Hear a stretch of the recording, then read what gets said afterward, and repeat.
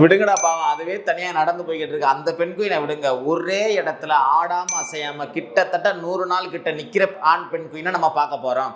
அண்டார்டிகால பொதுவாகவே பெண் குயின்கள்ல பல வகை இருக்கு. இன்னொன்று நம்ம எல்லாருக்குமே தெரியும், கருப்பு வெள்ளைங்கிற கியூட்னஸ் பிடிக்குதா என்னன்னு தெரியல. பாண்டா கரடியும் பிடிக்குது, பெண் குயினும் பிடிக்குது. அதுகளில் ஒரு பிரிவான அந்த எம்பரர் பெண் குயின் அப்படிங்கிறது அண்டார்டிகால வசிக்குது. அதில் பனிக்காலம், அண்டார்டிகானாலே குளிராத்தையாக இருக்குது. இதில் பனிக்காலம்னா எப்படி இருக்கும், -40 டிகிரி செல்சியஸ்னு வச்சுக்கோங்களேன்.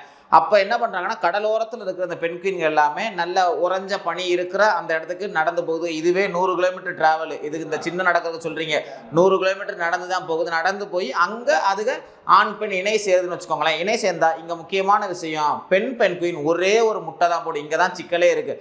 அந்த ஒரு முட்டையை அது ஆண்கள்கிட்ட ஒப்படைச்சிருது.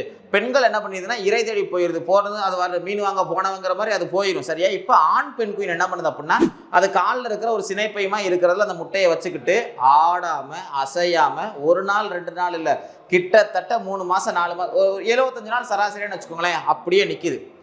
இதை பார்த்துக்கோங்க, -45 டிகிரி செல்சியஸ். இதில் பனிக்காத்து வேறு அடிக்குது. அந்த இடத்துல அப்படியே நிற்கிது. இப்படி நிற்கிறனால மட்டுமே கிட்டத்தட்ட 20 கிலோ குறைஞ்சிடும்னு சொல்கிறாங்க. இப்போ இப்படி நிறைய ஆண் பெண் குயினாக நிற்கிதா, அதுக்கெல்லாம் ஒரு கூட்டமாக நின்றுக்கிறது. ஏன்னா வர்ற புயல் காற்று இப்போ எதாவது என்னையவே தாக்கிட்டு நான் இறந்து போயிடுவேன்ல, அதனால ஒரு ரொட்டேஷனில் இப்போ முதல்ல நான் நிற்பேன், அப்புறம் ரொட்டேஷன் பண்ணால் இன்னொருத்தவங்க அடுத்து வருவாங்க. இப்படி அந்த ஆண் பெண் குயின் ஒரு ரொட்டேஷனில் அந்த புயல் காத்துக்களை தாக்கு பிடிக்குதுங்க.